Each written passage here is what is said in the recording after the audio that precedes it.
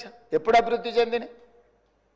హైదరాబాదు నగరంలో ఒకనాడు ఉమ్మడి రాష్ట్రంలో లేకపోతే అంతకంటే ముందు మత కల్లోలాలు ఉంటే కూడా అందరినీ కూడదీసుకొని అందరిని కలుపుకొని వాటిని అణిచివేసిన తర్వాత ఈ రాష్ట్రం అంటే శాంతి భద్రతలకు ఒక వేదిక అని తయారు చేసిన తర్వాతనే మనకు పెట్టుబడులు వచ్చినాయి అధ్యక్ష. విస్తరణలో భాగంగా మెట్రో కానీ రోడ్లు కానీ ఫ్లైఓవర్లు కానీ కృష్ణానది జలాలు కానీ గోదావరి జలాలు కానీ ఇట్లా ప్రతిదీ హైదరాబాదు నగరం యొక్క మౌలిక వసతులను పెంచడమే కాకుండా శాంతి భద్రతలు కాపాడడంతో మన రాష్ట్రానికి పెట్టుబడులు వచ్చినాయి అధ్యక్ష.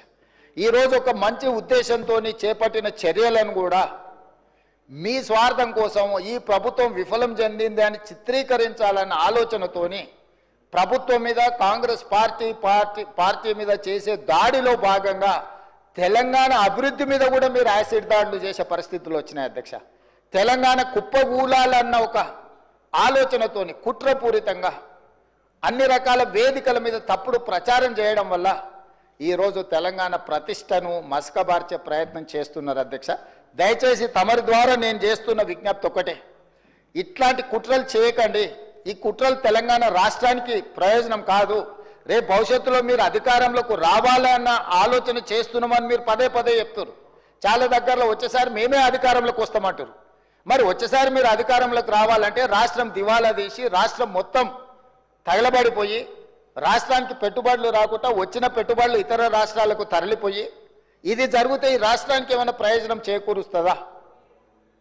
ఎందుకు విజ్ఞతతోని 10 సంవత్సరాలు ప్రభుత్వం నడిపారు. గతంలో కూడా 20 ఏళ్ళలో 30 ఏళ్ళలో మేము ప్రభుత్వంలో పనిచేసినాం, తెలంగాణ కోసం ఉద్యమాలు చేసినామని ఎవరైతే నాయకులు చెప్పుకుంటున్నారో మీకు సోషల్ రెస్పాన్సిబిలిటీ లేదా? Only political responsibility, only power మాంగర్స్గా మీరు మారి అధికారం మాకు ఉండాలి, అధికారం పోతే ఒక క్షణం కూడా మేము భరించలేము, అధికారం లేకుంటే ఒక క్షణం కూడా మేము ఉండలేము అన్న విపరీతమైన పోకడలు ఏ రకంగా తెలంగాణ సమాజానికి మేలు చేస్తాయి అధ్యక్ష? ఈరోజు తెలంగాణ రాష్ట్రాన్ని ప్రపంచ చిత్రపటం మీద పెట్టాలి అని మేము చేస్తున్న ప్రయత్నాలను మేము నిరంతరం పెట్టుబడులను ఆకర్షించే ఉద్యోగ ఉపాధి అవకాశాలు పెంచాలని ఏదైతే ప్రయత్నం చేస్తున్నామో, శాంతి భద్రతలను కాపాడాలని మేము నిర్విరామంగా చేస్తున్న కృషి, మేము వచ్చిన తర్వాత అది గణేష్ నిమజ్జనం కావచ్చు, లేకపోతే మొహరం కావచ్చు, బక్రీద్ కావచ్చు, అన్ని మతాలకు సంబంధించిన పండుగల ఎక్కడైనా చిన్న చెదురుమదురు సంఘటన కూడా ఏదైనా జరిగిందా అధ్యక్ష? ఈ 15 నెలల్లో ఎక్కడైనా శాంతి భద్రతల విషయంలో ఎక్కడైనా మేము రాజీపడ్డామా అధ్యక్ష? ఈరోజు ఈ రాష్ట్రాన్ని దేశానికే ఒక ఆదర్శ రాష్ట్రంగా తీర్చిదిద్ది అత్యధికంగా విదేశీ పెట్టుబడులను తీసుకొచ్చి ఈరోజు ఇన్ఫ్లేషన్ విషయంలో ధరల నియంత్రణలో దేశంలో నెంబర్ 1 అధ్యక్ష. 1.3 ఇన్ఫ్లేషన్ ఉన్న రాష్ట్రము భారతదేశంలో ఏదైనా ఉందంటే తెలంగాణ.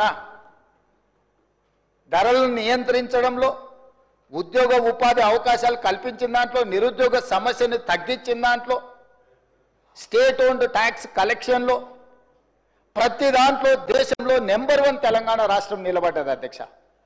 దేశంలోనే ఇతర రాష్ట్రాలలో రాష్ట్ర సొంత పన్నుల వసూళ్లలో తెలంగాణ రాష్ట్రం 88% పన్నులను వసూలు చేసి దేశంలోనే నెంబర్ 1 రాష్ట్రంగా తెలంగాణ రాష్ట్రం నిలబడ్డది.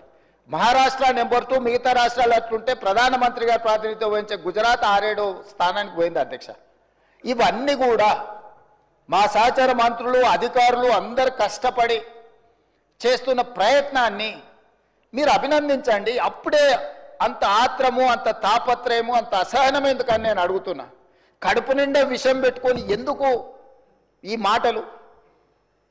మీరు నిజంగా మీ అనుభవాన్ని రంగరించి సూచనలు చేయండి. ఒకప్పుడు ప్రధాన ప్రతిపక్ష నాయకుడిగా అక్కడనే జానారెడ్డి గారు కూర్చొని మీరు తీసుకుంటున్న నిర్ణయాలకు వారు ఏ రకంగా ప్రభుత్వానికి సలహాలు సూచనలు ఇచ్చిండ్రు జానారెడ్డి గారిని ఆదర్శంగా తీసుకోండి. మీరు ఆనాడు మా పార్టీ ప్రయోజనాల కంటే కూడా రాష్ట్ర ప్రయోజనాలు ముఖ్యమని చెప్పి పెద్దలు జానారెడ్డి గారు ప్రతిపక్ష నాయకుడు, మొట్టమొదటి ప్రతిపక్ష నాయకుడుగా ఒక సాంప్రదాయాలను వారు ఏర్పాటు చేసింది.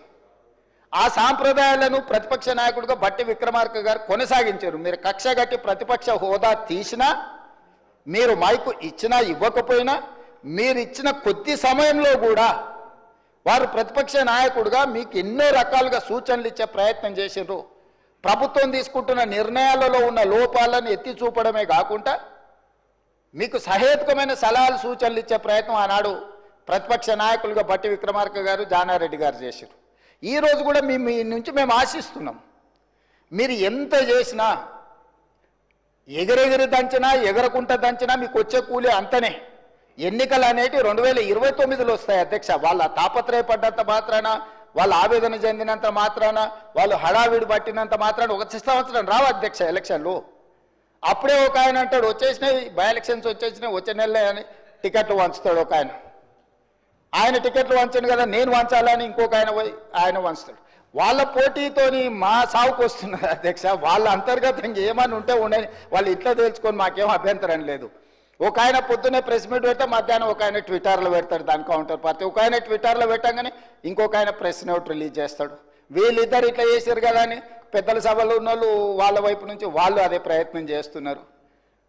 వాళ్ళ పోటీ రాష్ట్ర ప్రభుత్వానికి తలకాయ నొప్పిగా మారిపోయింది అధ్యక్ష ఈరోజు. అందుకే నేను ఒకటే విజ్ఞప్తి చేస్తున్నా అధ్యక్ష, ఎన్నికలు మహేశ్వర్ రెడ్డి గారి పార్టీ జమిలీ ఎన్నికలు అంటారు, అవన్నీ కలిపి తీసుకొస్తామంటారు. ఇవన్నీ ఓవేళ అంతా కలిసి వస్తే 2028లో